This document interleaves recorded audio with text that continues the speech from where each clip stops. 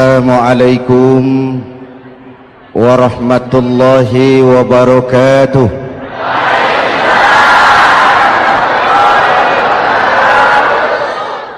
Alhamdulillah wassalatu wassalamu ala Rasulillah Sayyidina Muhammad ibn Abdullah wa ala alihi wa sahbihi wa mawala, amma ba'du. Saudara-saudara kaum muslimin di seluruh tanah air, hari-hari pada minggu akhir Ramadan kita bersama-sama menyaksikan sebuah fenomena tentang pindahnya kegiatan umat dari masjid ke pasar, dari masjid ke terminal, dari masjid ke stasiun, dari masjid ke bandara. Apa boleh buat, itulah wajah kita, bahwa lebaran artinya mudik, bahwa lebaran artinya baju baru dan makanan. Lebaran berbeda dengan Idul Fitri. Lebaran adalah tradisi yang setiap kita boleh ikutan. Siapa saja boleh ikut lebaran, tapi tidak tiap orang bisa merayakan Idul Fitri. Mau puasa atau tidak puasa, boleh lebaran. Tidak dilarang sama petugas keamanan.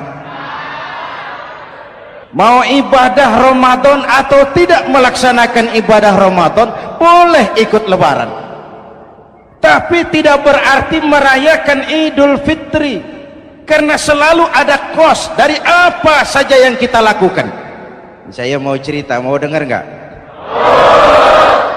Ada dokter gigi, dokter baru. Satu sore praktek, pasiennya 4 orang nunggu duduk jejeran. Dipanggil pasien pertama, diperiksa, berlubang giginya, dicabut tanpa dibius. Namanya dokter baru. Pasien ini teriak, aduh sakit dok, tidak kuat, sakit. Teriakannya keras sekali. Pasien yang 3 orang yang nunggu gemeter, Pak. Lari semua.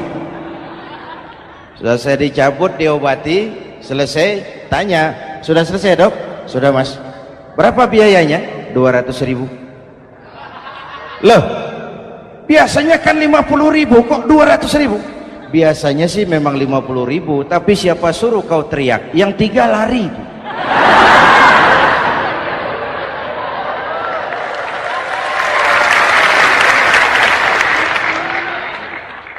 Cerita pendek ini ingin berpesan kepada kita, selalu ada ongkos yang harus kita bayar dari apa saja yang kita lakukan. Mau ibadah atau tidak, mau jadi orang baik-baik atau jadi bajingan paling tengik, mau berbuat salah atau berbuat soleh, selalu ada kosnya, selalu ada ongkosnya. Kita bicara kembali kepada fitrah, Idul Fitri. Bagaimana caranya? Pertama, saya ingin mengutip bagian pendek dari ayat 185 Al-Baqarah. Walitukmilul iddata walitukabbirullaha ala ma hadakum wala'allakum tashkurun. Ada 4 hal dari cuplikan ayat pendek ini. Pertama, walitukmilul iddata, hendaknya engkau sempurnakan jumlah bilangan hari puasamu. Berpuasa sebulan penuh. Sebulan penuh itu bisa 29, bisa 30. Pak, kalau beda pendapat bagaimana? Ada yang lebaran tanggal 5, ada yang lebaran tanggal 6. Hadirin, bagi yang punya kemampuan berijtihad, silahkan melakukan ru'yatul hilal. Bagi yang tidak, lebih aman ikut pesan Nabi. Apa pesan Nabi?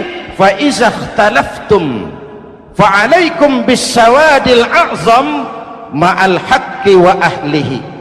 Kalau kamu berbeda pendapat, ikut golongan terbanyak yang benar dan ahlinya. Jadi walaupun banyak, kalau tidak benar dan bukan ahlinya, tidak usah ikutin. Banyak benar dan ahlinya. Contoh, 100 insinyur berbeda pendapat dengan 10 kiai tentang doa kunut. Yang diikuti pasti 10 kiai, bukan 100 insinyur. Betul? Atau sebaliknya, 10 insinyur berbeda dengan 100 kiai tentang konstruksi jembatan. Yang diikuti tentu 10 insinyur, benar dan ahlinya. Maka yang paling aman, kita punya departemen agama. Departemen agama punya ahli dari MUI, dari Nahdlatul Ulama, dari Muhammadiyah, dari Al-Wasliyah, dari Syarikat Islam, dikumpulkan melakukan ru'yatul hilal. Yang paling aman, dengeri saja pengumuman departemen agama.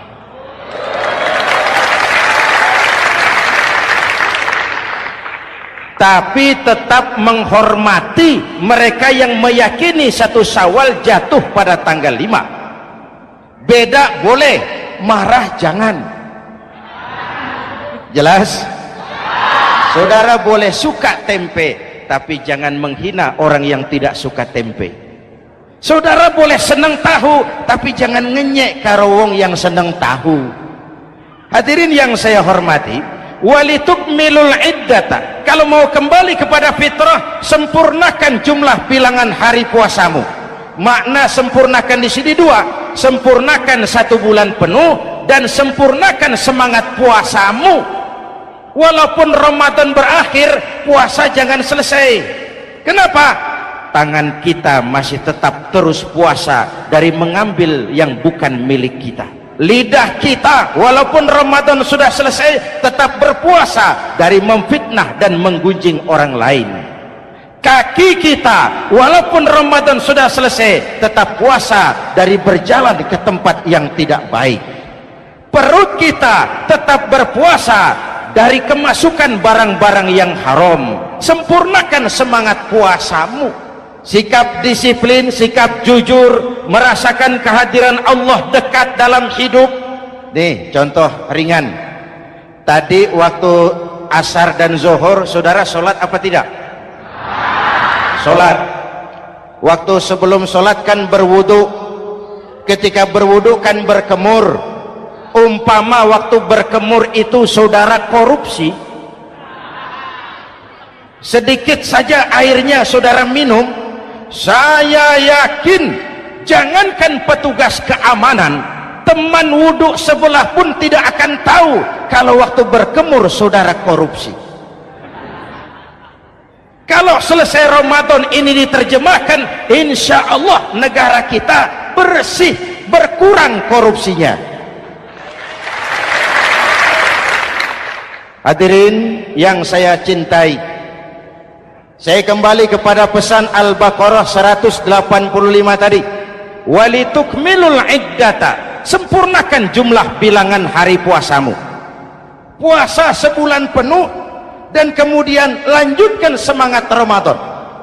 Disiplin, merasakan diri di bawah pengawasan Allah. Sekarang ini Allah ditekan. Kita iman dalam ucapan tapi sekuler dalam perbuatan. Tuhan cuma ada di masjid, di kantor Tuhan hilang, maka korupsi merajalela. Tuhan cuma ada di masjid, di pasar Tuhan hilang, maka timbangan tetap curang. Iman dalam ucapan tapi sekuler dalam perbuatan. Kalau jiwa dan semangat Ramadan kita bisa terapkan, insya Allah korupsi akan berkurang. Sekarang kan kita prihatin, yang tadinya teriak-teriak wong cilik malah ribut rumah mewah. Yang tadinya teriak-teriak rakyat kecil sekarang malah ribut soal villa 5 miliar. Ini kan menyedihkan, memilukan dan memalukan, tidak punya sense of crisis. Nah, saya juga nggak tahu apa itu. Udah dengerin aja, kenapa sih? usil bener.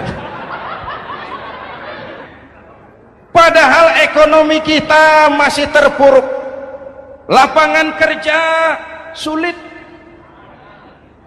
jumlah pengangguran rata-rata 2 juta orang per tahun, lapangan kerja baru sulit terbuka karena investor jangankan yang dari luar mau masuk, yang di dalam siap-siap keluar. Terakhir kita dengar Sony, pabrik elektronik besar, mau cabut lagi, pindah invest ke Taiwan, menyusul pabrik silet yang di Ciputat itu. Ketika ditanya apa investasi di Cina lebih murah, tidak, dia bilang lebih mahal, cuma lebih pasti. Di Indonesia murah, cuma mejanya kebanyakan, biaya siluman, namanya siluman nggak karu-karuan, keluar uang banyak, urusan tidak pasti, capek. Disahkan undang-undang penyiaran yang justru ditolak oleh masyarakat penyiar sendiri.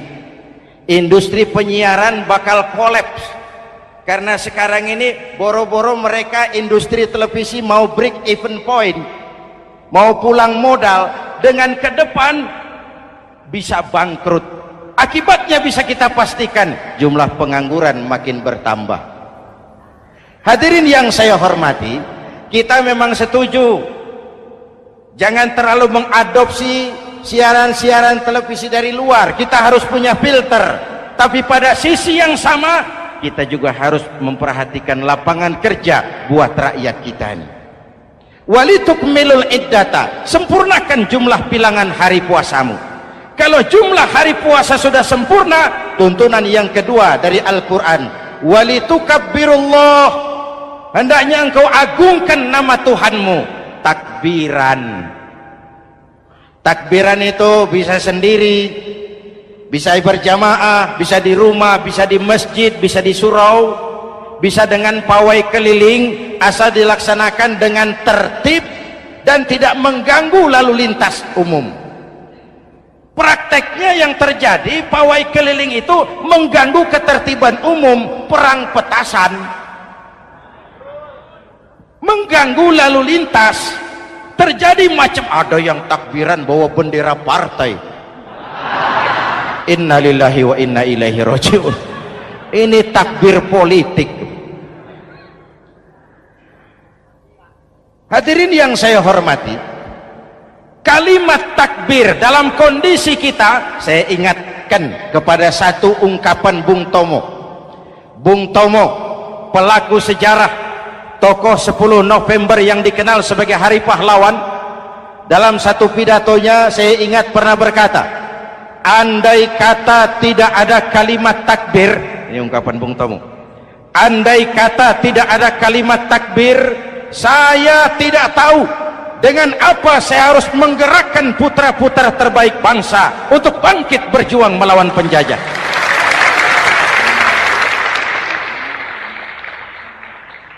Ketika Allahu Akbar itu londo, kelihatannya kecil, meriam nggak meleduk. Dahulu orang-orang tua kita cuma ada 2 kata, merdeka atau mati. Tidak berpikir nanti kalau menang dan merdeka saya jadi wali kota di mana.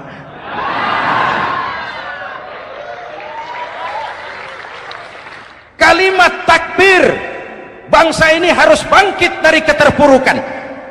Bangsa ini harus bangkit mengejar ketinggalan-ketinggalannya. Bangsa ini tidak boleh terpuruk terus, dan semangat takbir harus menjiwai kita. Tidak ada capek dalam perjuangan, tidak ada puas dalam upaya. Keberhasilan cuma pengantar ke arah keberhasilan yang lebih baik lagi. Walitukabbirullah, hendaknya engkau agungkan nama Tuhanmu. Nama Allah menjadi motivasi besar dalam kehidupan kita. Ini pesan Quran Al-Baqarah 185.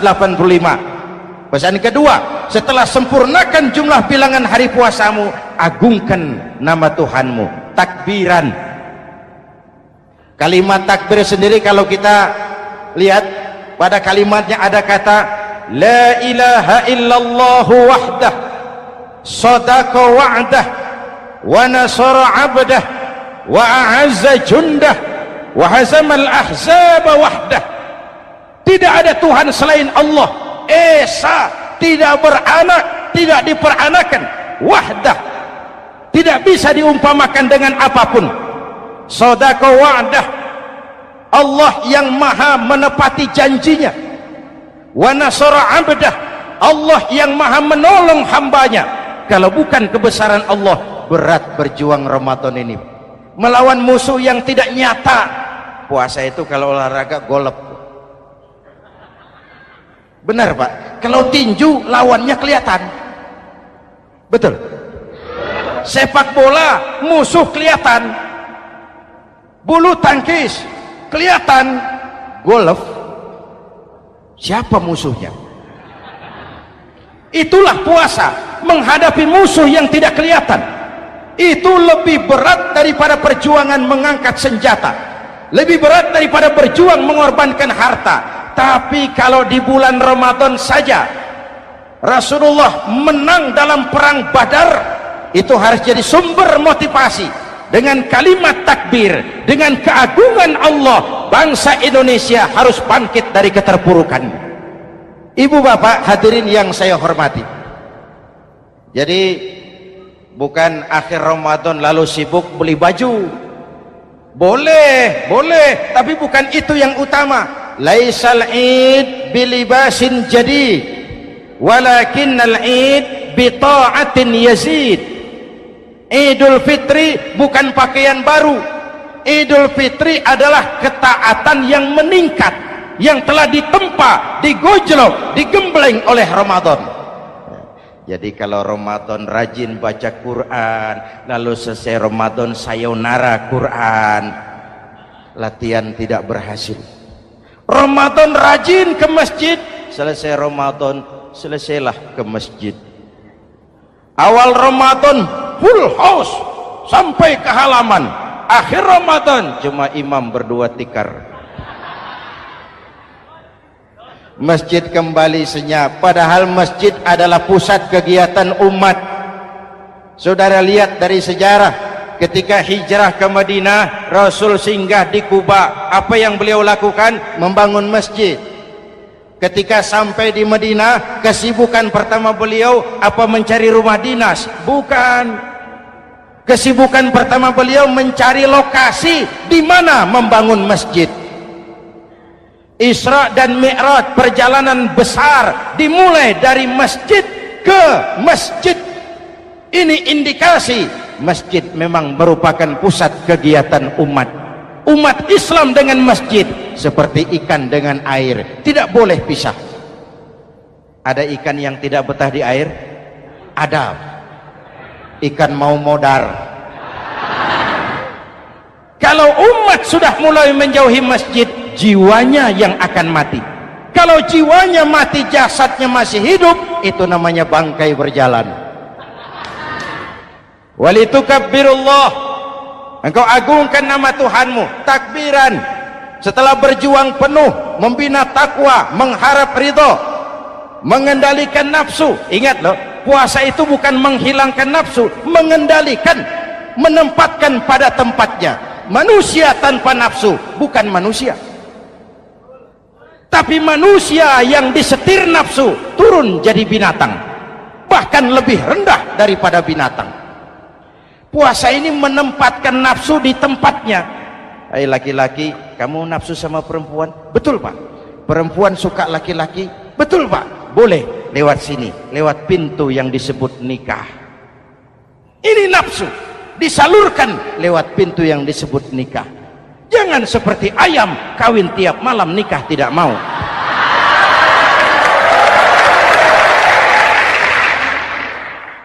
Hai manusia, nafsu kepada materi, kepengen kaya? Iya Pak, boleh. Usaha yang halal, jual beli yang halal. Wa ahallallahu al-bai'a wa harrama riba. Allah halalkan jual beli. Jangan ingin kaya lalu makan renten, ingin kaya lalu korupsi, ingin kaya lalu buka peternakan tuyul. Manusia ingin berkuasa, boleh, tapi tetap punya etika dan moral. Jangan ingin berkuasa lalu fitnah, ingin berkuasa lalu mengadu domba orang, ingin berkuasa lalu menghalalkan segala cara. Puasa menempatkan nafsu pada tempatnya. Manusia yang dikendalikan nafsu lebih puas daripada binatang. Saya punya ungkapan lama, sebuas-buasnya kerbau makanannya tetap rumput. Saya belum pernah dengar ada kerbau terlalu buas lalu makan roti. Betul? Tapi manusia kalau sudah dikendalikan nafsu, manusia bukan cuma makan nasi, aspal, semen, kertas, minumnya solar, jauh lebih puas daripada binatang. Inilah puasa, arep nguwong ke wong, agar manusia itu jadi dirinya, fitrahnya, jangan dikendalikan oleh nafsu. Kita ini sudah diciptakan fi ahsani taqwim. Hadirin, yang ketiga pesan Al-Baqarah 185 tadi, setelah sempurna jumlah bilangan hari puasa lalu mengumandangkan takbir, membayar zakat fitrah. Kenapa itu kita lakukan? Mengagungkan nama Allah, ala ma hadakum, agungkan nama Allah yang telah memberikan hidayahnya kepadamu. Masya Allah nih, hidayah, kita bersyukur. Hidayah ini hak prerogatif Allah, diberikan kepada siapa saja yang dikehendaki oleh Allah. Kita bisa lihat dalam sejarah, ada anak Nabi tidak mendapat hidayah, tidak terpanggil mengikuti kebenaran yang disampaikan oleh bapaknya, namanya Kan'an, putra Nabi Nuh. Ada ayah Nabi bernama Azar, ayah Nabi Ibrahim, putranya penegak tauhid, ayahnya produsen berhala. Ada istri Nabi, istrinya Nabi Lut, tidak mendapat hidayah, tidak terpanggil mengikuti kebenaran. Lalu Abu Jahal, Abu Lahab, paman Nabi, melihat Nabi, menyaksikan mukjizat, mendengar wahyu, melihat tutur kata Nabi, hidayah tidak datang kepada dia, maka mereka tidak terpanggil mengikuti kebenaran. Kita alhamdulillah keponakan Nabi saja bukan, mendapat yang namanya hidayah ini. Ini harus kita pelihara, kita jaga baik-baik, karena ini merupakan hak prerogatif Allah. Yahdi man yasha, diberikan kepada siapa saja yang dikehendakinya. Hadirin, sembari kita mengambil pelajaran tentang Kan'an yang tidak dapat, putra Nabi Nuh. Ini saya ngambil bagian cerita sejarah, masih mau dengar? Nabi Nuh diberi umur 950 tahun, berdakwah sepanjang hidup. 800 tahun beliau dakwah, dapat pengikut tidak lebih 80 orang, rata-rata 10 tahun satu. Yang dihadapi ini umat yang kurang ajar, bandel, bajingan, tengik.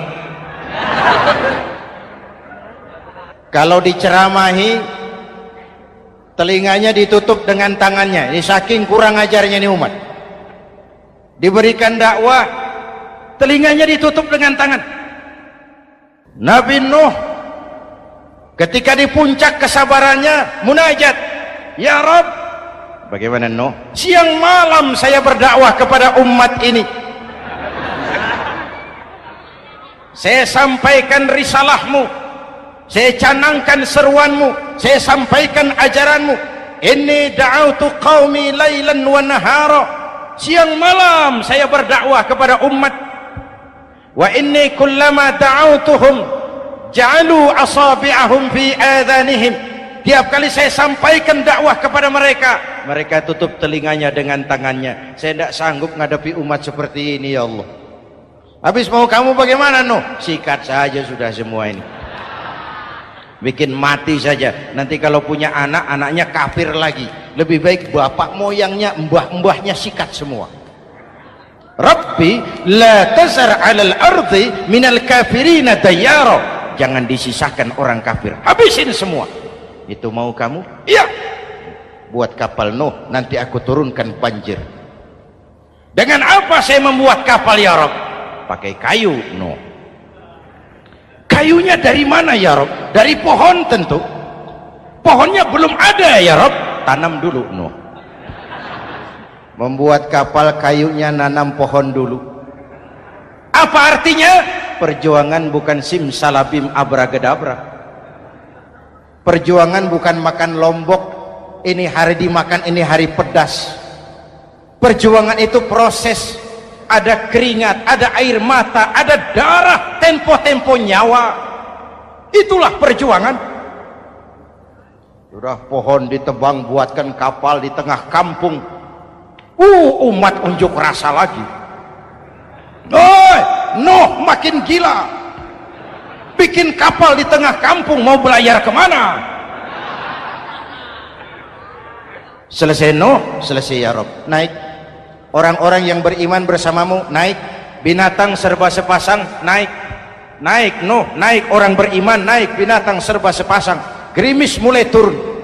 Setelah kapal semua terisi, Nabi Nuh kontrol. Sudah naik semua? Sudah. Nuh, Mas Bejo ada? Ada. Mbok Painem, naik sudah, masuk. Oke. Hei, Kan'an anak saya ikut tidak naik kapal? Kami tidak lihat. Nuh turun ke bawah. Ada Kan'an? Kami tidak lihat. Nuh naik ke atas buritan, kelihatan Kan'an tidak ikut naik kapal, kumpul bersama orang kafir di daratan. Inilah potret kehidupan, kumpul dengan orang-orang kafir.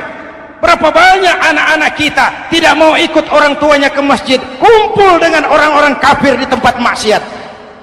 Nuh karena sayang kepada anak, dari atas kapal memanggil, ya bunayyarkam ma'ana. Ya, ini bahasa orang manggil, Pak. Kan'an, kesini nak, naik kapal sama papi. Ini terjemahan bebas. Jawab Kan'an di bawah, tidak mau Pak, saya di sini saja. Jangan nak, Allah sedang murka, akan turun banjir. Kalau datang banjir Papa, sa'awi ila jabalin ya'simuni minal ma', saya akan naik ke gunung tinggi yang bisa menyelamatkan saya dari banjir.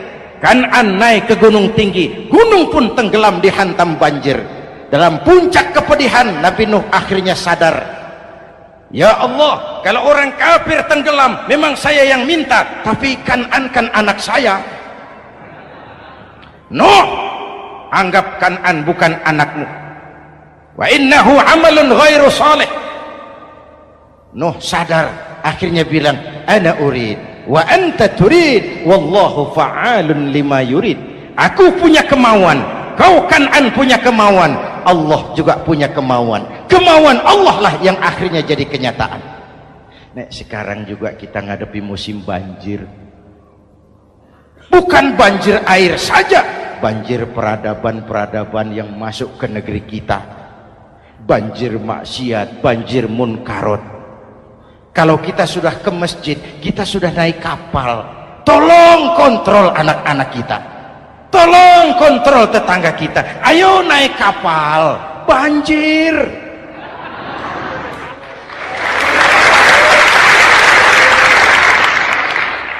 Ditutup ayat ini dengan wala'allakum tashkurun, atas hidayah yang diberikan kepada kita, kita bisa melaksanakan ibadah Ramadan, bisa takbiran, dan diakhiri dengan ungkapan tasyakkur. Tasyakkur dan tafakkur, mensyukuri nikmat. Saya berulang kali mengingatkan, nikmat bisa berubah menjadi azab kalau kita tidak pandai mensyukurinya. Bayangkan Pak, tahun 87-an kita itu jadi negara yang berswasembada pangan. Beras kita cukup untuk rakyat kita. Sekarang kita jadi pengimpor beras terbesar. Kita beli beras ke Vietnam, kita beli beras ke Thailand, ke negara-negara yang lebih kecil dari kita. Kenapa? Karena sawah kita tanami gedung dan beton. La in syakartum la azidannakum wa la in kafartum inna adzabi lasyadid. Kalau kamu bersyukur, aku tambah nikmat. Kalau kamu ingkar, tidak pandai bersyukur, awas, azabku pedih. Maka ungkapan saya, orang kaya bisa masuk surga karena hartanya, orang kaya bisa masuk neraka juga karena hartanya. Syukur apa tidak syukur? Pejabat bisa masuk surga karena jabatannya, pejabat banyak yang masuk neraka juga karena jabatannya. Syukur apa tidak syukur?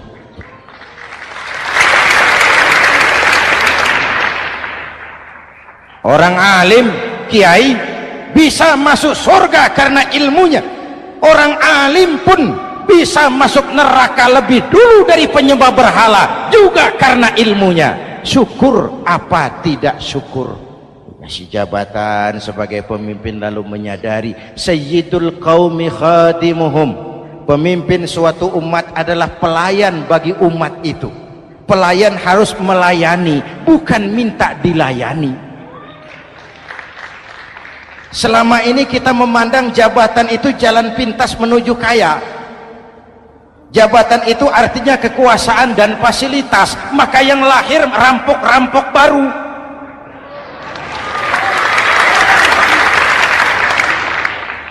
Jabatan adalah alat untuk pengabdian di tengah rakyat yang sedang susah, di tengah negara yang sedang terpuruk. Kita memerlukan pemimpin-pemimpin yang sadar sayyidul qaumi khadimuhum. Pemimpin suatu kaum adalah pelayan bagi kaum itu sendiri. Ibu bapak hadirin yang saya hormati, dengan mensyukuri itu maka makna Idul Fitri meresap kembali kepada fitrah kita sebagai manusia, fitrah kesucian. Secara sederhana orang gambarkan kembali kepada fitrah seperti bayi baru dilahirkan oleh ibunya, bersih, suci, tanpa dosa, lantaran sudah dibersihkan oleh ibadah Ramadan. Tapi para ulama khalaf ada yang mengartikan fitrah itu kecenderungan kepada kebajikan, kecenderungan kepada kebaikan. Itu juga fitrah. Kembali kepada fitrah manusia, kecenderungan untuk berbuat baik. Kita lahir bayi tidak punya dosa, betul?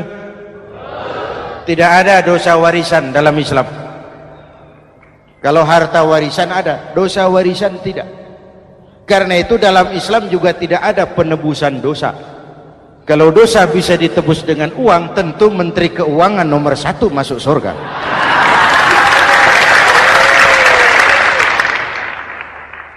Dosa dalam Islam ditebus dengan taubat, langsung kepada Allah, sonder calo. Hadirin yang saya hormati, kembali kepada fitrah seperti bayi baru dilahirkan oleh ibunya, bersih, tidak punya dosa kepada Allah lantaran sudah dibersihkan oleh ibadah Ramadan. Soalnya kemudian kita kan tidak hanya bersalah kepada Allah, kita ini juga bergaul dengan sesama manusia, betul?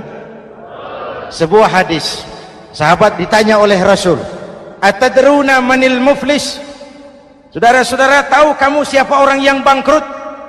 Oh Rasul, orang bangkrut yang tidak punya uang, orang bangkrut yang tidak punya harta. Salah, kata Rasul. Innal muflisa min ummati, yang bangkrut dari golongan umatku, yang besok di hari kiamat datang menghadap Allah dengan membawa pahala solat, membawa pahala zakat, membawa pahala haji, membawa pahala sedekah pada satu pihak. Sementara pada sisi yang lain, sebelah kiri, orang ini juga datang membawa kesalahan karena pernah mencaci maki orang, pernah memfitnah orang, pernah memakan harta orang dengan cara yang zalim. Satu sisi bawa kebajikan, sisi lain bawa kesalahan. Kalau ini yang terjadi, bagaimana nasib kita? Kata Nabi, Tuhan, ini pahala solat saya, ini solat yang wajib, ini yang sunnah, rawatibnya, nawafilnya. Datang orang, sebentar Tuhan, apa? Dia memang rajin solat, tapi saya pernah dicaci maki, hancur nama saya, remuk hati saya. Di dunia saya tidak bisa membalas karena dia lebih berkuasa. Sekarang saya menuntut keadilan. Betul? Ya Tuhan, sini pahala sholatmu kasih orang yang kau caci maki. Tuhan, ini pahala puasa saya yang wajib Ramadannya, sunnah 6 hari Syawalnya, Senin Kemisnya. Ini Tuhan.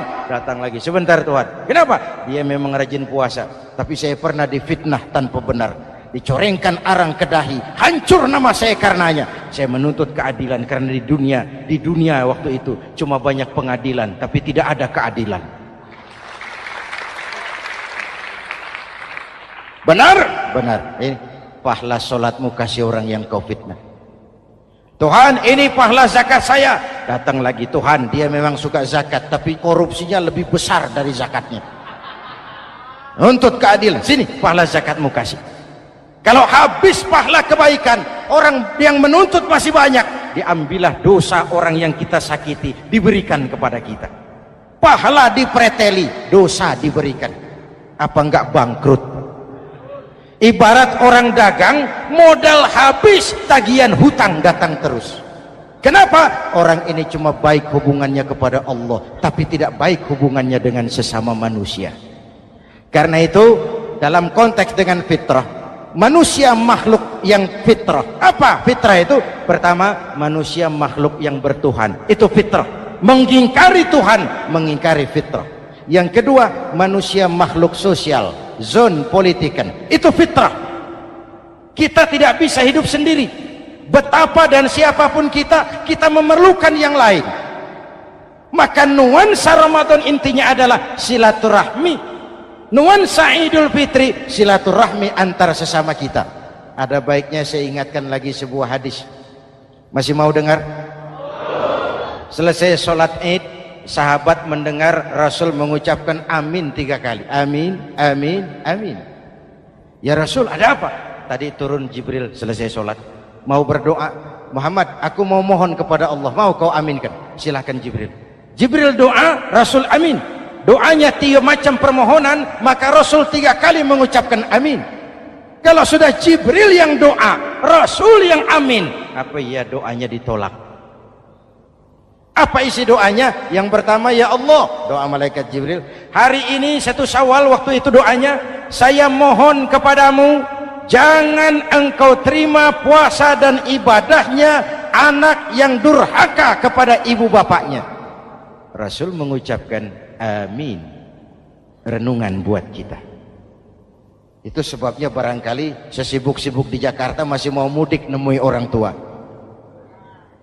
Yang kedua, ya Rabb, saya mohon kepadamu, jangan engkau terima puasa dan ibadahnya istri yang durhaka kepada suaminya.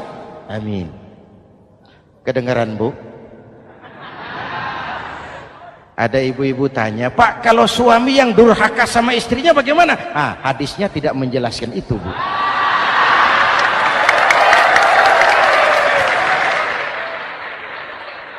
Lo menang sendiri. Yang jelas suami itu presiden rumah tangga, dimintakan tanggung jawab tentang istrinya. Nah, istri swargo manut neraka kadut.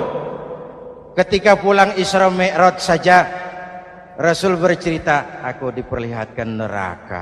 Neraka ya Rasul? Iya. Lalu aku lihat isinya kok kebanyakan perempuan. Perempuan. Laki bagaimana? Laki juga tidak sedikit, cuma kebanyakan perempuan. Ya Rasul, apa mereka tidak sholat? Sholat.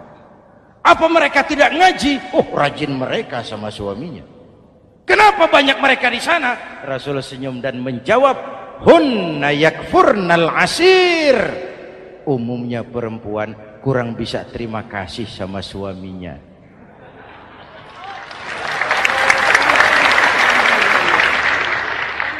Ini penyakit turunan. Oi, ngaku oi.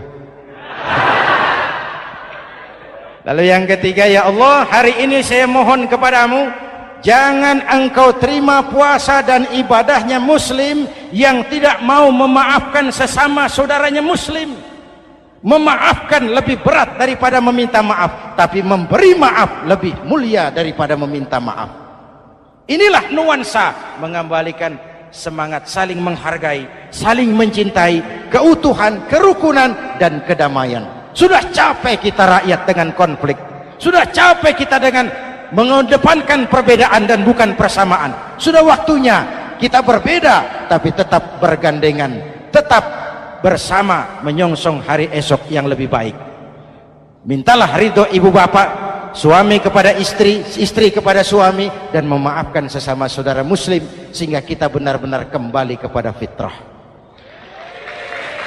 Terima kasih dan mohon maaf, semoga ada manfaatnya.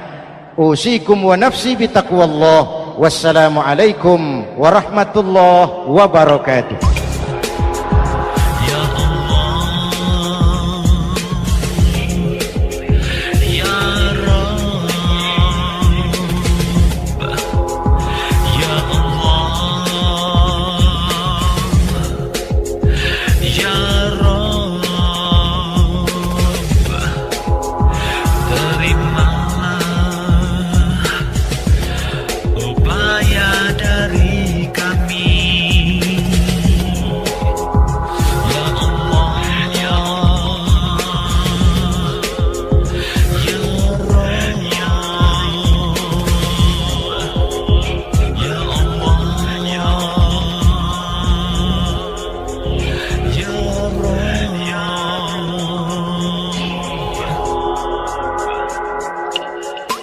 Ikhwan dan akhwat yang dirahmati oleh Allah Subhanahu wa Ta'ala, demikianlah kunjungan kami dalam acara Membangun Peradaban Islam dengan siaran radio di Indonesia.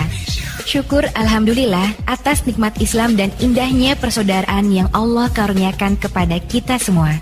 Semoga ilmu milik Allah dapat membentengi akidah kaum muslim dari berbagai upaya penyesatan.